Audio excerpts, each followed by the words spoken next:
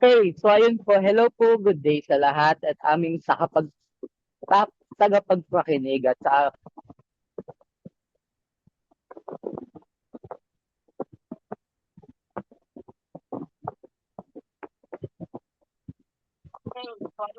bata at ambag Ayun. ng kabataan kung saan tayo nag-uusap so ngayon naman mga noon at makabuluhan, ang World Poetry Day.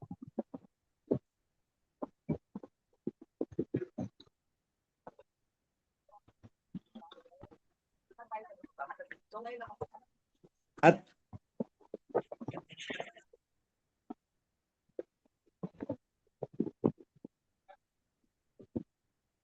ayun, medyo nag-ano no tawag nito, medyo naglalag talaga kasi nga the internet connection is not giving. Oh my God. No, so, yan isa na pagandang hapon sa ating lahat. Muli po, ito po ang Kalambag at of course no hindi man masyadong maganda yung internet connection natin, higit sa lahat hindi naman din po gaano maganda yung panahon natin, but in the end we still made it, of course no. We do not let the weather na mapigilan yung episode natin today, as well as hindi rin mapigil, dapat pwedeng mapigilan no yung kinakampanya ng mga kabataan sa atin na maisulong pa naman yung na-advocacy o yung isinusulong ng mga kabataan sa Kalambag at that, magkumustahan muna tayo. Gusto natin malaman kung kamusta na nga ba yung mga hosts and members po na Kalambag. And of course, no, kasi I don't know lang kasi 2 weeks akong nawala, no. So, ayun, I was preparing for my final demonstration. Ayun, kaya medyo nawala ako lang. Sandali lang naman. So, that's why gusto kong kumustahin muna si Hana. Ayun, Hana, kamusta ka naman for today's video, Hana? So, napaka laban na laban talaga yung connection natin dito, Kuya Akib. Sobrang nakaka-stress yung connection. Pero syempre, dahil palaban tayo mga kalambag, go pa rin tayo.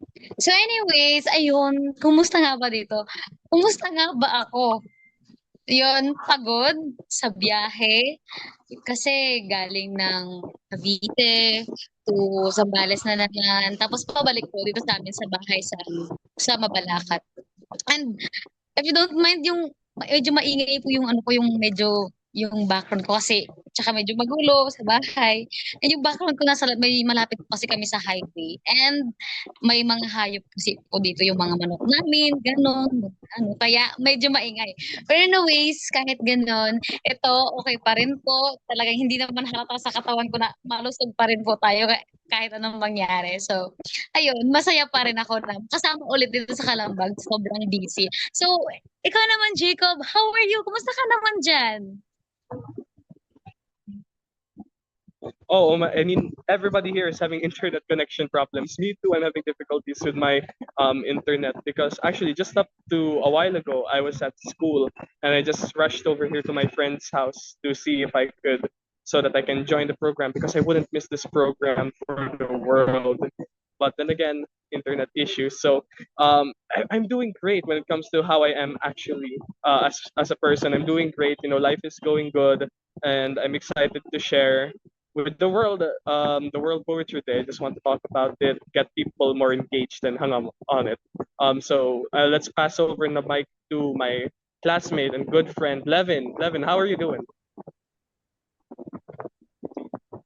Oh well, um, Levin was also with me at school just earlier, so I think he's having some problems with this internet too. So um, let's just wait for him to come back. And how about we move on to the next part?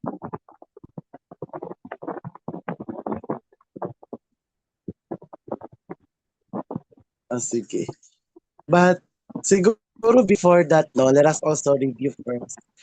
Ano yung pinag-usapan last week? Kasi wala ako nun eh. So, Grabe, sobrang tawag nito, napaka-intense ng araw na to. Kasi yung mga connections natin yun ngayon, of course, no. First, kumanta pala si Jacob. So, hi pala sa'yo, Jacob, no. So, by the way, before that, no, I'm your Kuya Aking from Kidapawan City. And of course, no, dalawang Isa lang Domingo. Ano ba 'to, Bisaya, Tagalog, gano'n. 2 linggo lang ako medyo nawala lang talaga kasi nga 'di ba, I'm so busy to my final demonstration and I'm so happy to say that napakaganda yung naging topic ko or yung paksa na aking tinalakay nung final demonstration ko, which is all about human rights of karapat-dapan ng tao. So, at least naman deliver ko ng maayos and of course, for another good news for that week, nakapasok ako sa top 5 for best demonstrator.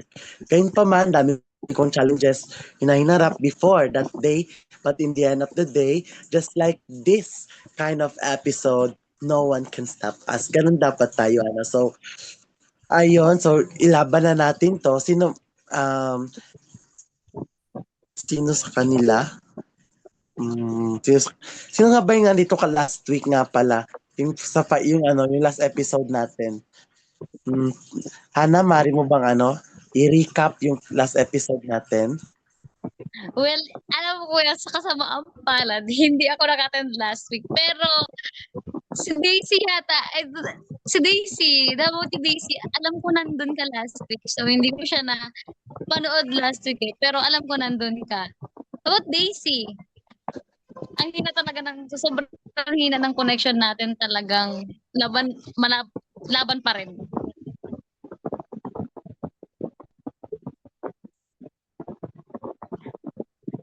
Yan. Hindi ko na-review yung last time. Sabi ko Daisy. Hi Daisy ulit. Good afternoon po. So, yung pag-usapan ko po last week kasama po ang Kinabawan ay ang masayang pagkakalo po. Sige po. Hindi na po. Okay na po.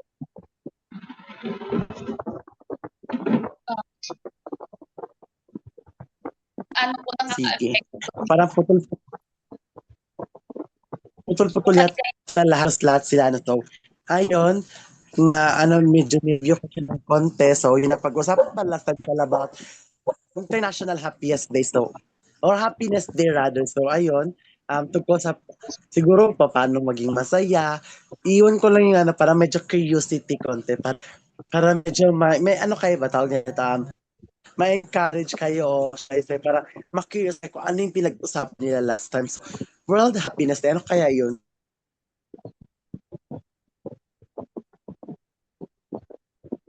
So, nag-lag po ata si Kuya Akim. Oh. So, Wala tayong jowa, gano'n. Yun talaga usually ko na makikita sa social media. But, ganun nga, siguro try natin hanapin yung self natin, how to be happy despite of kung ano yung meron sa atin.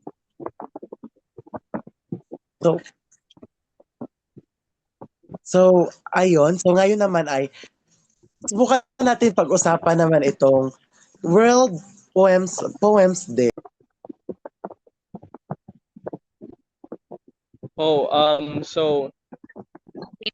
So, pag-usapan ko natin ngayon ay tungkol sa World Poetry Day. Mga tula para sa tula at sa mga sumusulat ng tula.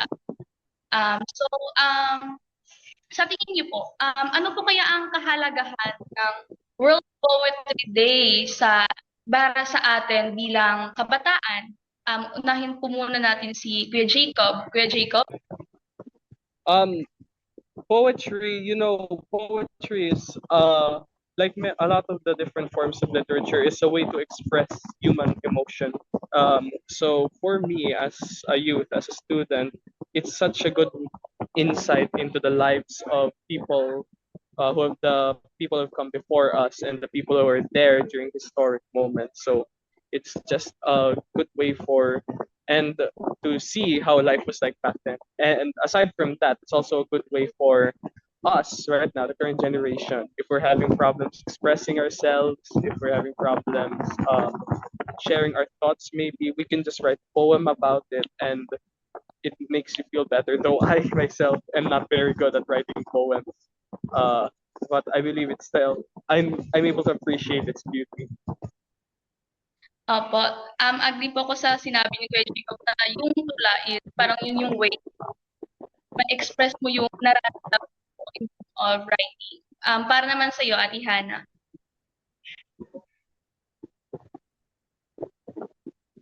Ate Hana. Para sa So, ayon sa aking naging karanasan, ayon sa akin naging karanasan, isa ang ano, ang pagsulat at saka yung sa naging tulay para ma-honor pa natin yung mga sinaunang poetry writers. Hindi lang yun, para mabuhay pa natin, ma-revive pa rin natin yung mga natutulog na at nakakalimutan na mabuhay pa natin yung mga memories ng nakaraan natin. Pati yung kultura at mga belief ng bawat katutubo or bawat mga tribo na meron tayo sa Pilipinas.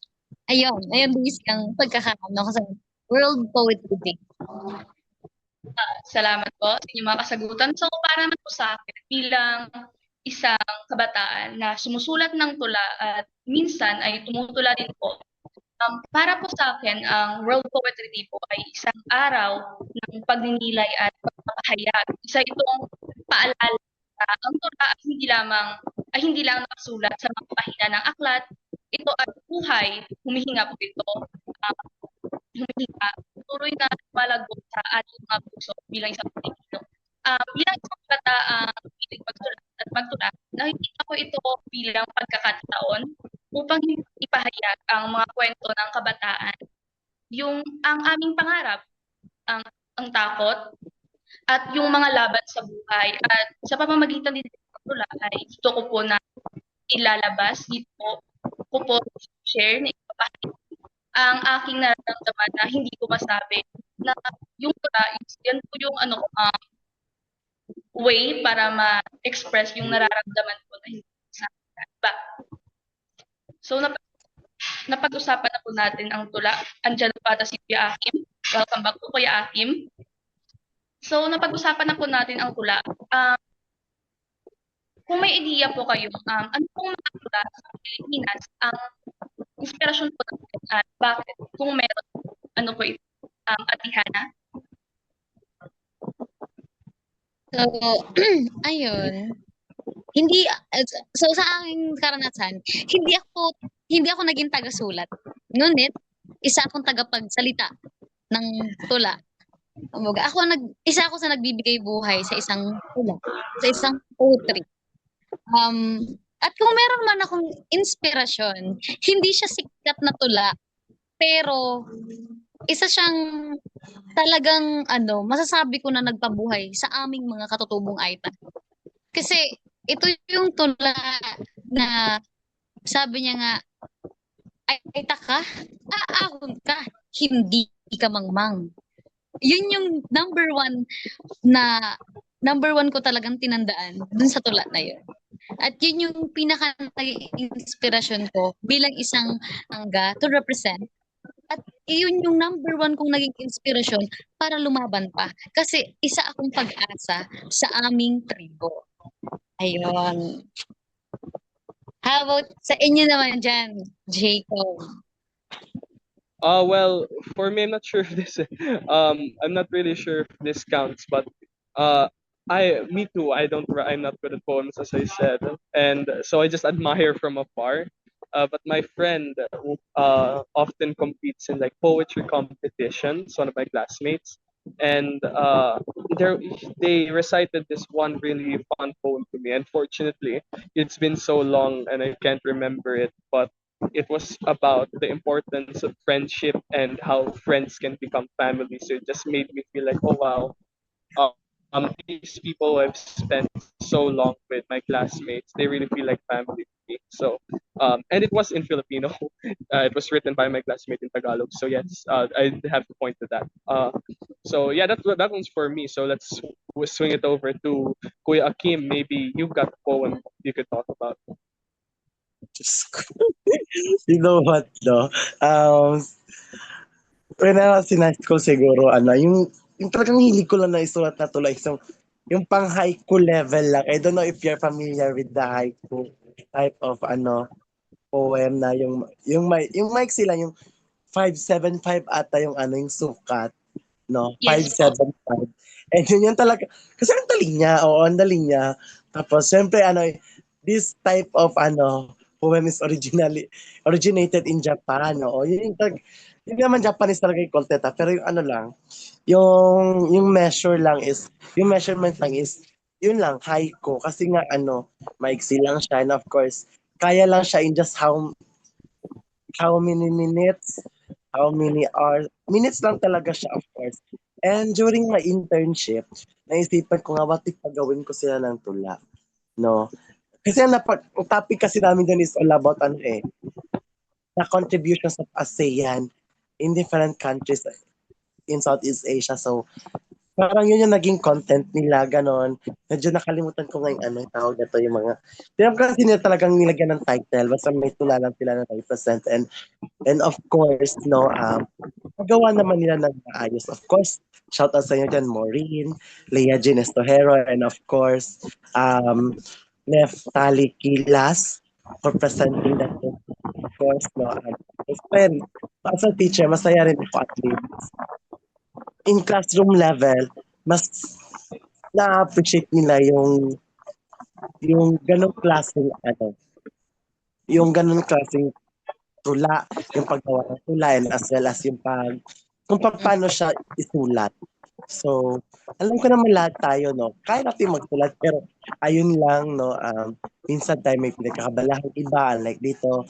And of course, kaya sa akin, yung nag-internship ako, siniguro ko na kahit pa paano makagawa sila ng tula, makapresent sila ng tula, or kahit anong pangklaseng literary piece dyan, even though shock kasi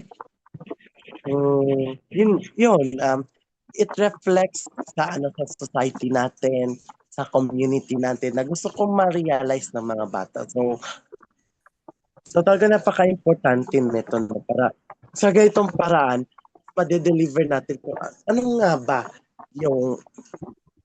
yung totoo nangyayari sa ating lipunan. Kasi nga, kung titingnan natin simula noong,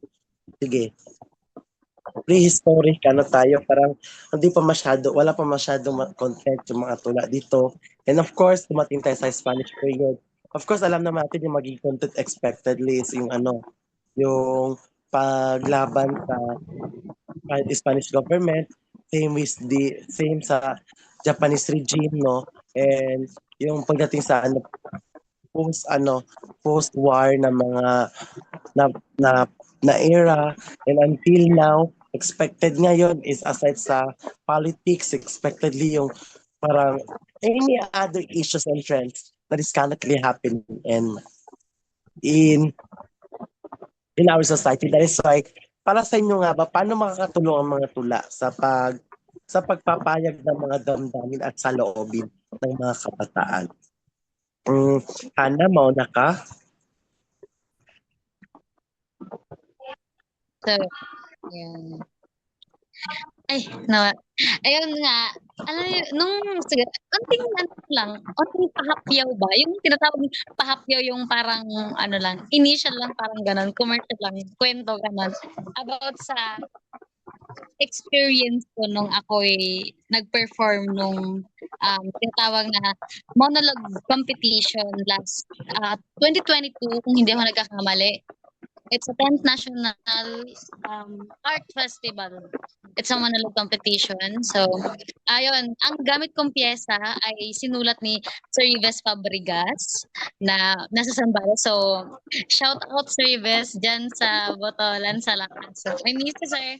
Anyways, yun.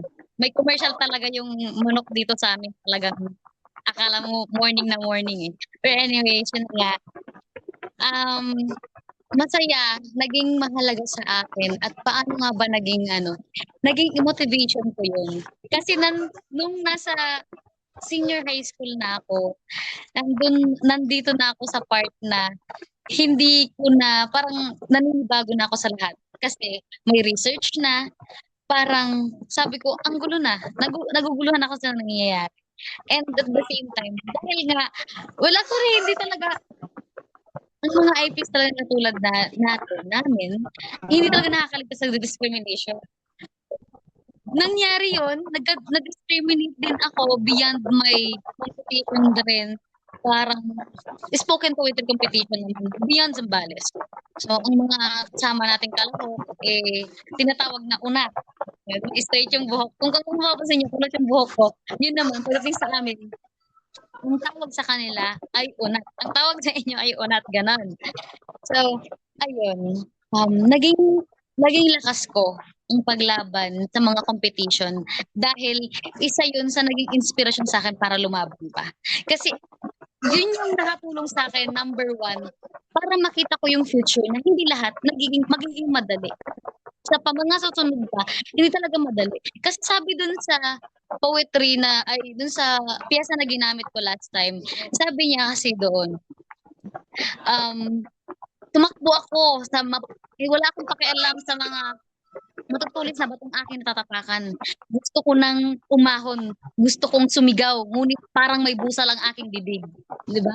Doon pa lang sa mga linya niya, nakikita ko talaga na sobrang hirap, sobrang parang yung discrimination sa sarili niya, hindi niya nakaya. And that poetry, ginising niya ako sa katotohanan na, ay taka, aahon ka, hindi ka mangmang. Yun, ganun siya nakatulong sa akin. Naging inspirasyon siya ng malaki sa akin. Kaya hanggang ngayon, dalang-dala ko pa rin yung poetry na yun, yung nilaban ko last time. Dalang-dala ko pa rin hanggang dito sa amin. So, nakakataba pa rin talaga ng puso para sa ating lahat yun. Back sa inyo dyan, Daisy.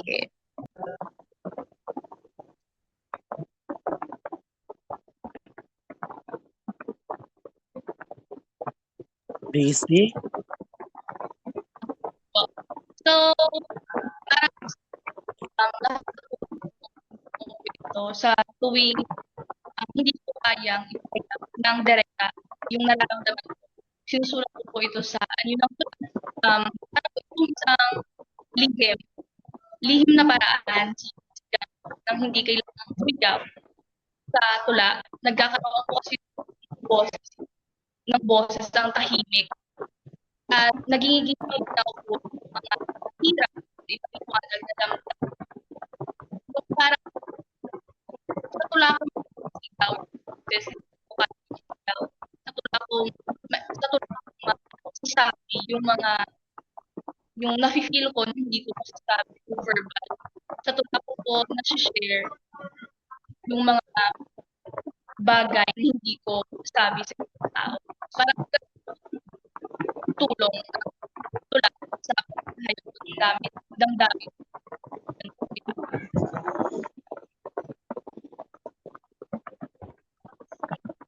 Sige, how about Levin? Ikaw naman, Levin. So, medyo naglag ako kanina pero feeling ko nakabalik naman na ako. Para sa akin kasi po, yung tula, parang safe space siya sa mga kabataan ngayon dahil parang nabibigay siya ng oportunidad na may pahayag ang kanilang mga nararamdaman or na walang takot na husgahan sila ng iba. Sa panahon kasi ngayon, parang maraming kabataan ang nahihirapan ipaalam ang kanilang emosyon dahil sa takot na hindi sila maintindihan ng iba, di ba? Parang I think na ano na rin natin yun na like natatakot tayo na i-ano natin yung ating like emosyon sa iba kasi natatakot tayo na ma-judge tayo nila or may like iba yung isipin nila sa atin. So parang sa pamamagitan ng tula, nagkakaroon sila ng paraan ilaban yung kanilang damdamin, kung minsan mas madaling, kung saan para sa kanila kasi, mas madaling isulat ang sakit, galit, or saya na naranasan nila.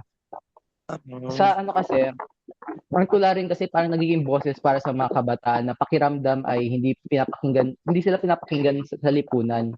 Maraming kabataan kasi di ba yung mga spoken poetry, yun sabi nga ni Ate Hana kanina, spoken word poetry, parang ginagamit nila to para pag-usapan yung mga isyung hindi laging nabibigyan ng pansin tulad ng like mental health awareness, yung mga diskriminasyon, ganon, hindi pagkapantay-pantay.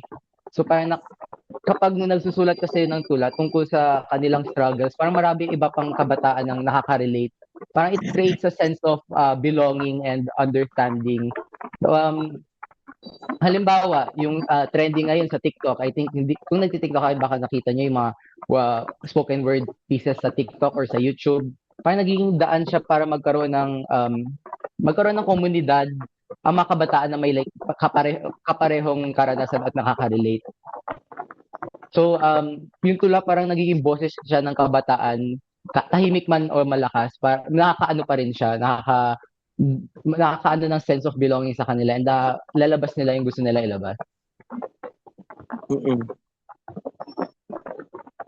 Sige, Jacob. Oh yeah, I totally agree with Levin. Like how I don't watch TikTok, but I do have YouTube. So on YouTube there's been this explosion of spoken poetry, and one of the highlights was the Filipino performer who won Filipinas Got Talent with spoken poetry, and that guy's been showing up in my feed a lot, so I got interested. But so that's a great way for kids like us to express our feelings to the world, and it's such an artistic and fancy to do, isn't it? But for me personally, I remember this one time in my life where we had an assignment to write our own poem, basically back in I think grade 7 or 8, the start of my high school, and of course this was like the starting point of my high school days. Like I still getting used to it. Things are really messed up, and I was having my own personal problems. So it felt really good to just like let out all my emotions, how I was feeling in that one poem. Though admittedly it wasn't very good. It felt good for me to bring out all of our emotions instead of like bottling it up inside of me, just like eventually let fester and grow until it manifests into something bad. So yeah, going back to what Levin said, I love the whole explosion, like comeback of spoken poetry online for kids.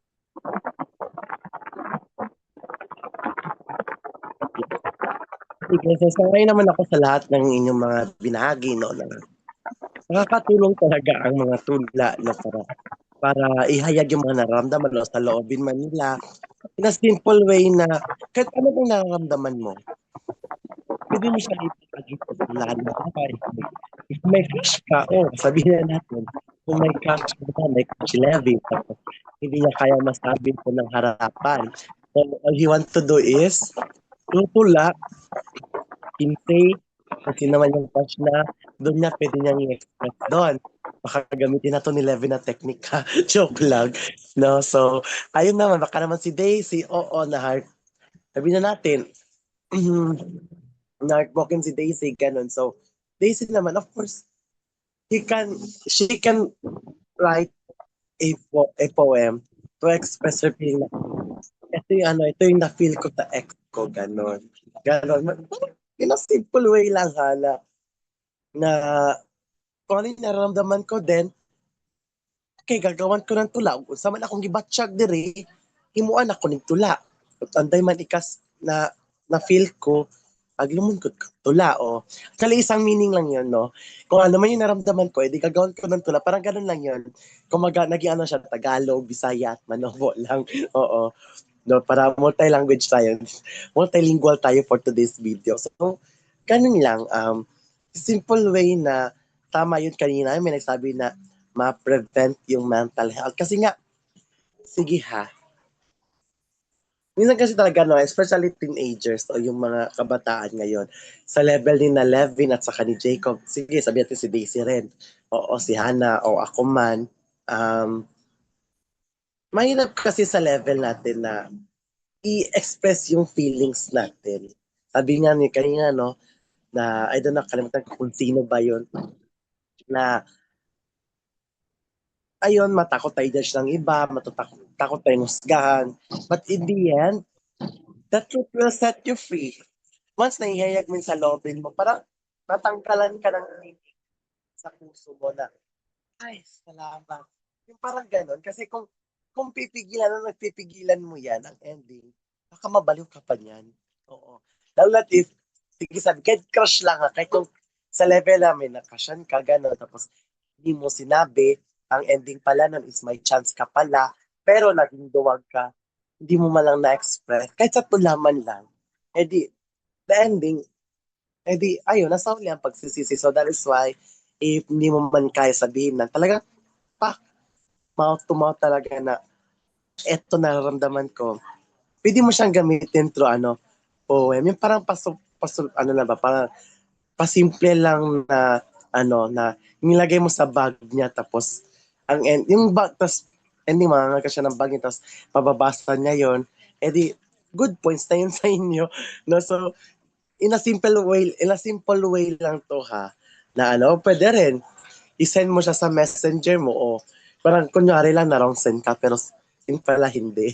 Yung para mga ganun na way, no, na diskarte na tawa yata si Jacob. Parang may plano siyang gawin to. Oo, speaking of messenger, no, talagang napaka-high-tech na ngayon kasi may mga AIs na nga, okay, sabihin natin na, lalo na meron sa messenger yan na, ayoko lang mag-drop ng name kasi bawal.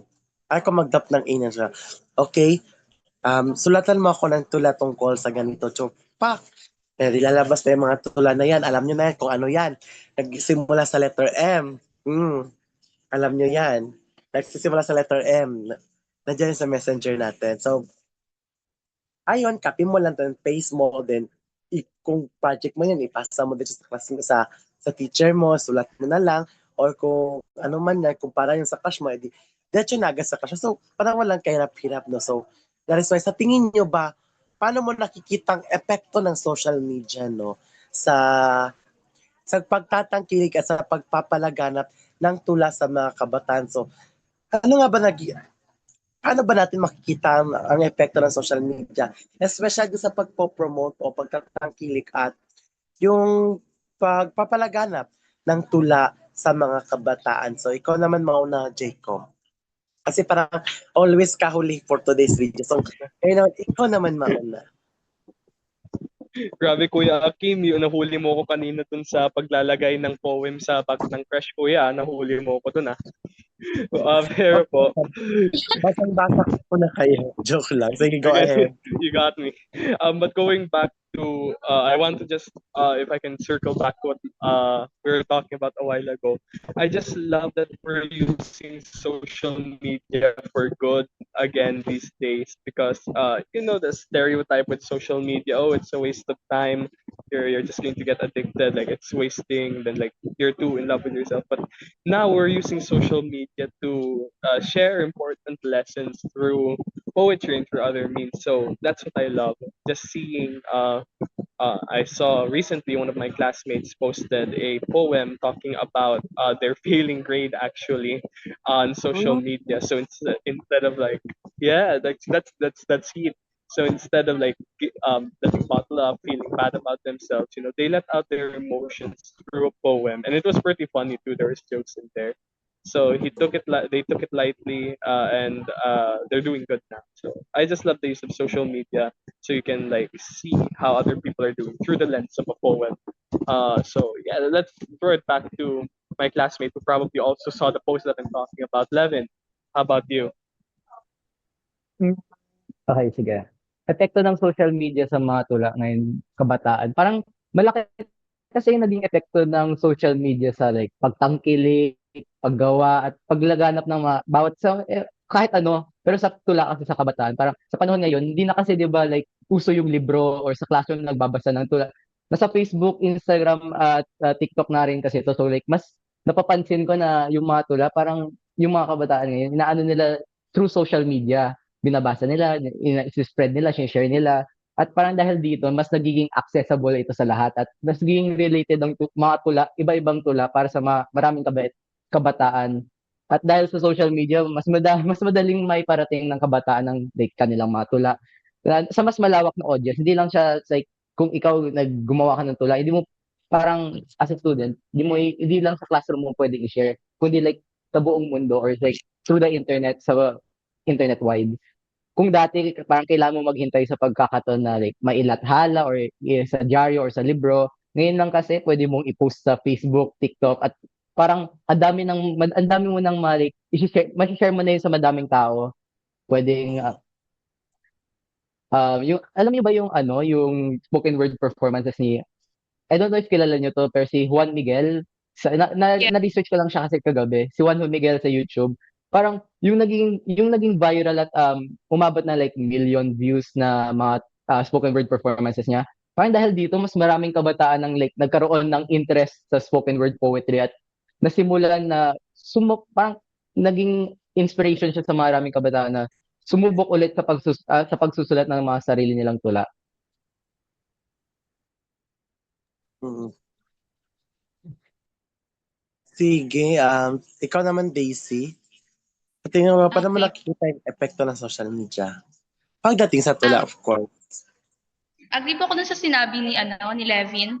Kasi tulad nga po, yung dati nga po, kailangan mo pa pong bumili ng libro para mo po makabasa ng tula. Pero ngayon po talaga, mag-scroll ka lang po talaga sa, sabi nga po ni Levin, sa Facebook, Instagram, TikTok, YouTube.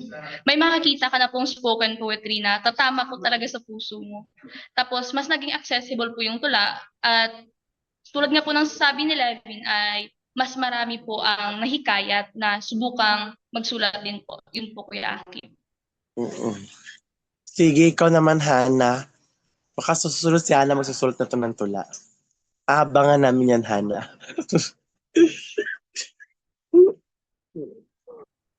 Hindi pa na, wala pa naman po ako siguro. Hindi pa doon sa utak ko yung pagsusulat ng tula. Pero siguro yung pagsasampamuhay ng tula, pwede pa. Buhayin ang tula, pwede pa. Well, anyways, yun na nga. Ano sa tingin ko po ha, sa nakikita kong ano, yung social media napakalawak kasi. And lahat talaga, tama talaga lahat yung mga nasabi ninyo. Lahat tumpak. Lahat na kasi parang lahat na kasi ng uri ng tula parang nasa social media na eh. Parang lahat love ka na dyan, motivation, inspiration, admirings, mga klase ng tula. Pero sa tingin ko, naging parte pa rin talaga ng kagiging, pero anyways, siguro kwento ko lang unti yung, nung mga ano kasi ako, nung nasa siguro year 2000, kung di ako nagkakamali, 2019, before COVID, before COVID. Uso pa talaga sa amin ang pagsusulat ng love letter, pero love letter siya pero sa maliit na lang na papel. Yon. Kasi noon, hindi gaanong uso yung social media dahil nga walang signal dun sa lugar namin, dun sa Porac parte. So, naranasan namin yung nakikipagsulatan ng love letter na maliit na papel tapos ang gaganda ng like may mga ano sila na ikaw lamang ang aking iniirog, mga ganon, mga kainehan na mga paano kunyari in love ganon. Pero anyways, simula nung nausod after COVID, after yung COVID, beyond COVID, nauuso na yung social media. So, mas lumawak na. Tapos, syempre, marami ng, syempre, yung contact, communication, di ba? Mas lalong umigting. So, ayun, naging parte talaga yung social media para mas mapalawak pa yung nalalaman din ng ibang tao pagdating sa tula. At the same time, ang social media, tinutulungan niya na rin yung mga kabataan na magkaroon pa ng idea kung anong ba ang tula? Ano bang ginagawa ng tula? Ano bang nagagawa ng tula? Ganon. Ganon ko nakikita na talagang yung effect ng social media sa pagtangkilik. Yun. Back to you dyan, Kuya Akin. Ay, nakamute pala ako. Ayan, no? Maraming salamat. By the way, no? Magbasa muna tayo kasi may nag-comment, no? Mahalaga na mabasa rin natin ito. I think mga advice nyo ata to si Ma'am Josephine Bonsol, tama ba? Advice nyo. Oo, Hello, ma'am. out na kayo, of course. Hello sa'yo, Ma'am Josephine. Thank you for watching Kalamag. And of course, no, sabi niya rin dito, isulat mo sa notepad, tapos ilagay mo sa bag ni Blank. Bahala na kayong dalawa kung sino tong Blank na tinutukoy ni Ma'am. Basta kay Blank. Parang na problema ata si Jacob. Alak ka. Joke Hala. lang. Ayun naman, no, kasi normal lang yan. No, sa age na yan especially, no, na talagang meron talaga itong mga crush. Normal lang yan, te. Oo, huwag kayo mag-alala. Kasi dyan din ako nang galing. Pero retired na ako. Iba na yung focus ko, oo. And by the way, no, go back to the topic, of course, no. Maganda rin naman yan. Kasi dati, kailangan po bumili ng dyaryo, ano ba yun? To access for, no, para Matutong tayo magbasa ng tula, paano siya bigkasin. Kasi when we say poem, hindi lang siya tungkol sa, sa content ng tula, kundi kung paano mo siya bigkasin with all the emotions. Kasi nga, ang pangit naman ginawa yung tula, tapos babasahin mo lang. Ako'y tutula, mahabang mahaba, ako'y upo, tapos na po ending. Oh, kailangan may buhay, ganun talaga. May buhay talaga, of course. And yun yung talagang dapat matutunan no, na sana sa social media, sana hindi lang yung paggawa ng tula yung pwede natin matutunan, maging paano siya because based on the emotion. Kung natatawa yata si Levin, Ha? Oo. kung para ka, ano yung emotion na ibig ano ng puso natin, ibig na iparating ng tagasulat ng tulang yan para magka-justice din naman. And of course, sa social media kasi, lalo na yung tula natin is hindi siya, ewan ko ba, register ba tawag nun, o yung parang ipapano siya para maiwasan yung plagiarism talaga. Na hindi basta-basta makokopya yung tula natin. Kasi nga, ayun, meron. And of course, kung may manggaya man, edi kasuhan natin. That's easy. No? So, social media talaga, malaking impact nito no, sa atin. Especially, hindi lang sa paggawa, kundi mas marami pang maka-access ng tula. Mas marami pa tayong matulungan when it comes to writing and yung pag-present ng tula as well as yung kung anong emotion yung dapat pairalin when it comes sa tula. Kasi currently, ngayon, hindi na siya masyado na base sa buhay pa. Kung meron man sa mga bigger competitions na lang, not all students can do the poem. Ewan ko lang sa high school ngayon if meron pa sa yung para sa every classroom ng gaya na ginawa ko last time. So, okay rin naman, no? May mga ganun din kasi talaga na I don't know kung sa buwan ng wika gano'n is meron pa. Sana meron pa rin yung mga gano'n. Para buhayin muli yung ganda ng tulang Pilipino. Hindi lang sa social media, kundi sa mga schools din natin. Kasi lahat naman tayo everyday pumapasok tayo sa school, lahat naman tayo nakaka-access ng education. So why not education yung maging platform natin to continue yung tinatawag natin pagsasabuhay ng tulang Pilipino as well. And of course naman, para pa sa atin, no? Kasi nga, yung tula kasi talaga is talagang nagpo-promote din ito ng kasaringan o identity sa English ng isang Pilipino. Kaya naman, sa iyong palagay, bakit mahalaga ba ang tula sa pagpapahayag ng ating identidad bilang isang Pilipino?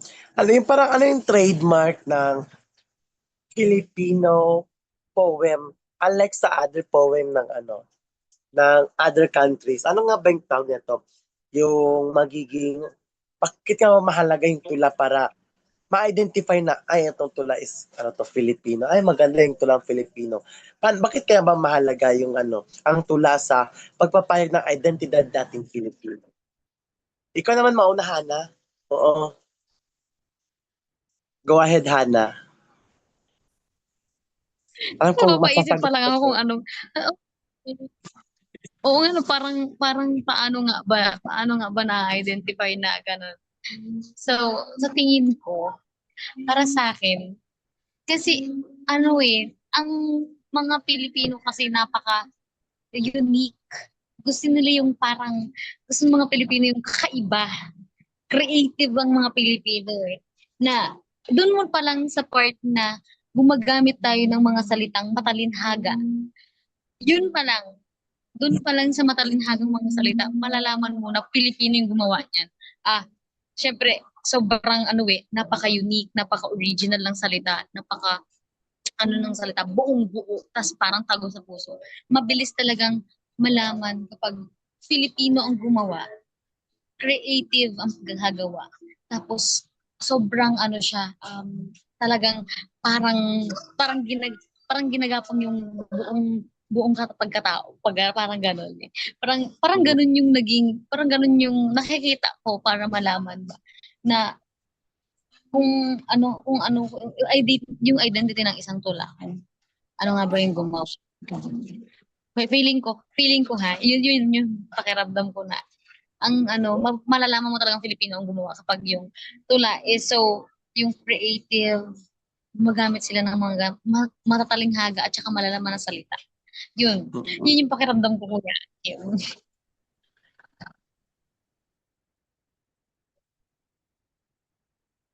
Sige. Okay, salamat Hana. Sige, dumako ulit tayo sige, Jacob ulit. For me, when it comes to like Filipino poetry, like just showing off, the thing that makes us unique, I feel like, is the type of poetry that we do. Filipino poetry is known for being comedic. That's one of the things I noticed. One of the most popular, most of the popular Filipino poems are comedic poems, and that bring a smile to the face of the readers. Wherein other countries may focus on tragedy or their poetry and other things. Like we all have our specialties. That's why it's world poetry.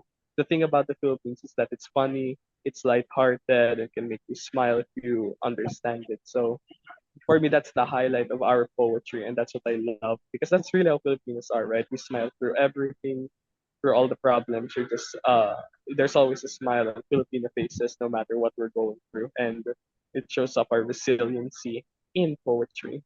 So that's for me. Sige, salamat Jacob. Ikaw naman, Levin.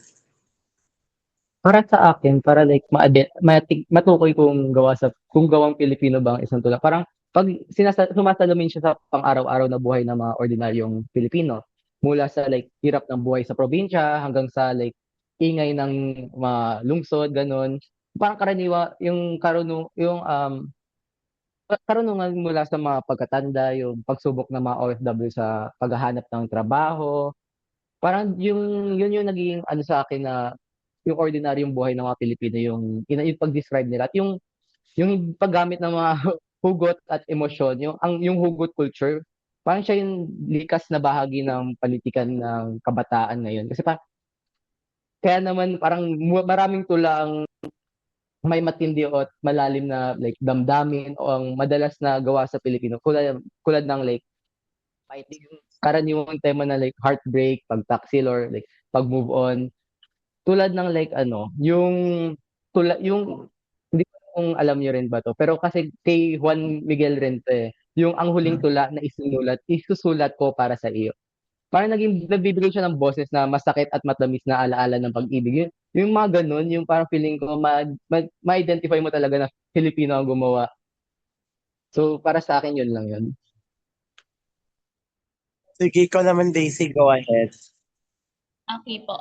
Para po sa akin, ang tula po ay isang paraan upang maipahayag ang ating mga damdamin, karanasan, at pagkakakilanlan bilang mga Pilipino. Ito ay parang isang salamin na nagpapakita sa atin ng ating sarili at ng ating kultura, at sa bawat saknong na ipapasa natin ang kwento ng ating lahi sa susunod na henerasyon, at nagpapakita ng ating pagmamahal sa ating bansa at sa ating mga tradisyon. Bilang isang kabataang Pilipino, naniniwala ako na ang tula ay isang mahalagang bahagi ng ating pagkakakilanlan at pagkakaisa bilang isang bayan. Yun po, Kuya Akim. Ayun, maraming salamat, no. Ma-identify natin siya tama yung sinabi ni Levin na yung sa pang-araw-araw, and of course, paano paano ito nagkakaiba, nabanggit kaya ni Jacob. But kasi mostly kasi the content, no, talaga makikita sumasalamin sa kultura at tradisyon ng bawat Pilipino, and of course, no. Ang problema lang kasi bakit hindi siya napopromote is because parang kulang siya sa promotion, I think, and of course, kulang din siya sa support ng government. Try to think of this. If ever yung mga dating tula na kilala sa Pilipinas is nasuportahan before pa, siguro magkasing level yan ng mga tula ni William Shakespeare o yung iba pang mga tula na nagawa yun ng international stage, gano'n. So, ganun sana yung level niya, but sad to say, no, hindi siya masyado na pagtuunan, no. Kasi nga, maliban doon, may iba pang priority ang ating bansa. So, yun yung masakit na katotohanan. And pangalawa, maliban sa kultura, and of course, no, pati lang kasi talaga yung parang, sabi natin na medyo OA type na, konting nararamdaman, gawan agad ng tula, ganon, basta konting emotion lang. Ganon tayo mga Pinoy, kasi mahilig talaga tayo sa uniqueness, no? Mahilig tayo yung parang, ganito na lang yung way natin to express our feeling, kasi nga, na hindi ko alam kung talagang sadyang mahihain lang ba yung tao or sadyang di niya lang talaga, di siya ganong klaseng tao na verbally niya i-express. So, gigagawa niya sa tula. And of course, maliban sa pagsalamin sa kultura, of course, yung wika na gagamitin as well as nandun sa tula.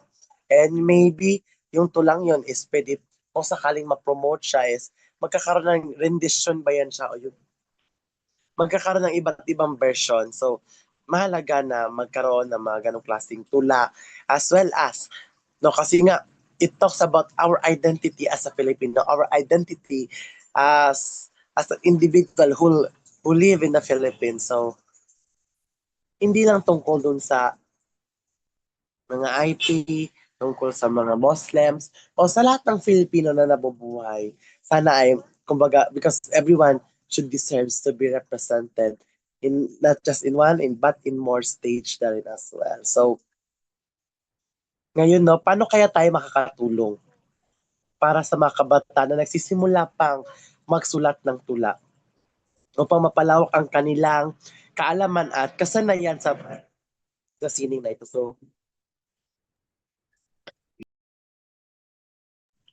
So, paano kaya tayo makakatulong para ma-promote o makatulong sa mga kabataan na nagsisimula palang gumawa ng tula? Sige, sino kaya?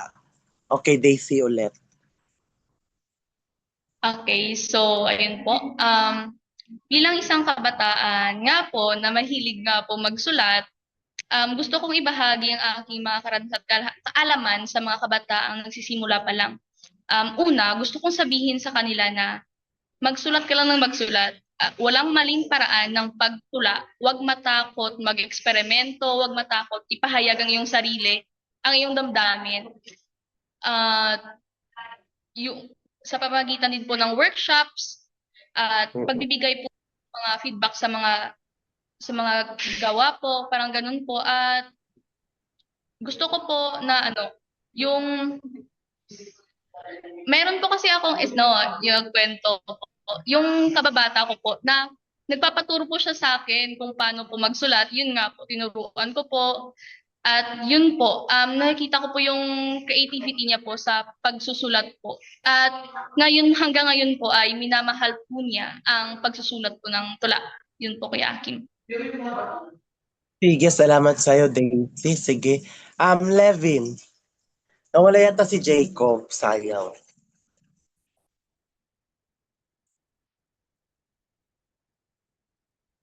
Ako'y nawala. Nawala rin yata si Levin. Opo. Sige, ikaw na.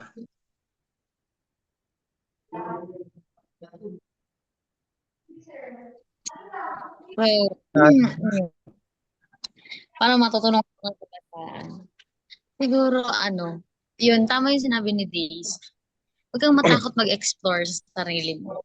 Kasi, siguro ako sa experience ko, tinanggal ko yung takot ko. Kasi, ang pagiging ako, ang daan para sa mas mabuting ako. Tulungan mo yung sarili mo. Then, tutulungan ka rin ng mga taong sa paligid. And sa mga nagsisimula pa lang magsulat ng tula, huwag kang matakot express yung sarili mo. Kasi ikaw na yan eh. Huwag kang matakot na kung i-judge ka ng ibang tao. Well, hindi naman sila yung nandyan sa loob ng katawan mo. Hindi naman sila yung may idea. Hindi sila yung may saloobin yan. Ikaw mismo yan. Huwag kang matakot na ipahayag yung nararamdaman mo. Kasi yung nararamdaman mo, malay mo, maging daan din yan para sa ibang tao. Para magsimula at saka gayahin ka rin nila. Maging inspiration ka rin sa kanila. Yun na tingin ko yung i-arrest na rin siguro sa mga nagsisimula pa lang. Well, hindi naman kasi lahat nagsusulat. Hindi rin naman lahat is mahilig magsulat. May mga iba't ibang klase kasi ng ng pagtula, ganun. Katulad sa akin, ako sa salita, oral ako nagtutula. So, yun. Wag kang matatakot na i-explore yung sarili. So, ayun. Back to you, Kuya Akin. Sige, maraming salamat kasi wala si Levin, sayang. No, wala si Levin. So, Okay, ako na. you know what, class? Malaga rin talaga makakatulong tayo mga kabataan, especially yung, for example, sa mga SKs natin. Ayan, nakabalik si Levin. Sige, Levin. For your, for your last round, of course. So, paano ka makakatulong sa mga kabataan na nagsisimula pa lang na magsulat ng tula? Okay, so sorry, naglalag talaga grabe yung internet ngayon, nainis ako. Pero sige, I think na kasi napag-usapan natin, di ba, kanina na yung social media, yung technology ngayon is like, malaki yung epekto niya sa kabataan ngayon. So like, madaling maiparating sa kabataan ang kanilang likha, tula, or sa mas malawak na audience. Pag nagpo-post sa tulad ng tula sa Facebook, Instagram, TikTok, Twitter, naging paraan siya para maipahayag yun nga, yung kanilang damdamin at makuha yung attention ng iba. Pwede mag-viral ang isang magandang tula at umabot ng libo-libong views. Parang mapapakita dito yung talento ng kabataan at sa pamagitan ng likes, comments at shares, nagkakaroon ng confidence ng iba't ibang kabataan para na-inspire rin nila yung iba't ibang kabataan na um, magsimula magsulat or at least like i-share yung mga tula na nakita nila at kapag ang tula ay like tumatalakay sa relatable na tema tulad ng yung uso ngayon, yung tungkol sa pag-ibig, mental health, or like social justice, mga ganun-ganon, mas naging inspiration to sa iba-ibang mga kabataan. And Mm-mm. gusto ko lang i-share, kasi kanina hindi ko na-share eh, yung parang isa sa mga naging, para sa akin, ako naman, inspiration sa akin, ito lang naging inspiration sa akin. Kasi nung bata ako, hindi ko alam kung alam nyo to. Alam nyo ba to? Yung sa aking mga kabata ni Jose Rizal. Isa kasi to sa mga favorite ng tatay ko na tula ni Jose Rizal. And parang yung unang tula na nagmulat sa akin sa halaga ng pagsulong at pagmamahal sa sariling wika. Since World Poetry Day naman ngayon yung ano natin, pag-usapan natin yung tula ng mga Filipino. So, kahit noon nung elementary pa ako, parang yung tinuturo rin sa akin na linya is yung itong quote unquote, ang hindi magmahal sa sariling wika ay higit pa sa hayop at malansang isda. Parang nung una kasi hindi ko to naintindihan, pero parang habang tumatanda ako, mas nagiging malinaw ang ibig sabihin nito at hindi lang tungkol sa paggamit ng Filipino sa araw-araw, kundi tungkol din ito sa pagkilala sa ating kultura, kasaysayan at sa kakalinlang ng mga Filipino at pagpapakilala bilang isang Filipino. Gusto ko lang i-share. Sige, salamat, no, tawag neto. Mas tama rin naman no, yung pagpapayag and as well as mahalaga rin no, yung mga programs sa ating school ba yan, community ba yan na to promote poems. No, yung, for example, may mga linggo ng kabataan ba dyan? May mga, ano ba dito, buwan ng wika, any activity sa schools na pwedeng mag-conduct ng poem competition, why not natin to, isulong, no? Kasi nga, talagang importante rin pala itong tula, especially in expressing feelings. And as well, sana nga, in the end is, talagang mapakinabangan ang halaga ng tula ng mga kabataang Pilipino at higit sa lahat magamit ito sa maayos na paraan. Hindi lamang ito hinuhubog ang kakayanan ng isang Pilipino, maging pagpapakita na rin ng kultura, tradisyon at of course identidad ng isang Pilipino. Kaya napakalaga ng pagkakaroon ng tula sa ating bansa. Isang mapagpalang hapon sa ating lahat. Isa naman pong episode ang ating natapos dito sa Kalambag. Of course, sino nga ba'y nakatoka no, na mag-summarize ng ating napag-usapan ngayon?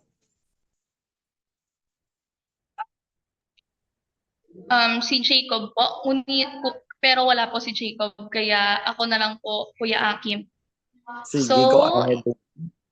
At ang napag-usapan po natin ngayon ay ang World Poetry Day, kung ano nga po ba ang kahalagahan ng World Poetry Day at kung ano nga po ba yung mga tula sa Pilipinas ang naging inspirasyon po sa atin at bakit. At napag-usapan din po natin na paano po nakakatulong ang tula sa pagpapahayag ng ating mga damdamin sa loobin bilang kabataan. At napag-usapan din po natin yung kung paano nga po natin nakikita ang epekto ng social media sa pagtangkilik at pagpapalaganap ng tula sa kabataan. At napag-usapan din po natin yung bakit po mahalaga ang tula sa pagpapahayag ng identidad bilang Pilipino at higit sa lahat, kung paano po natin matutulungan ang mga kabataan na nagsisimula pang magsulat ng tula at upang mas mapalawak po ang kanilang kaalaman at kasanayan sa sining na ito. At para po sa ating announcements, Ate Hana.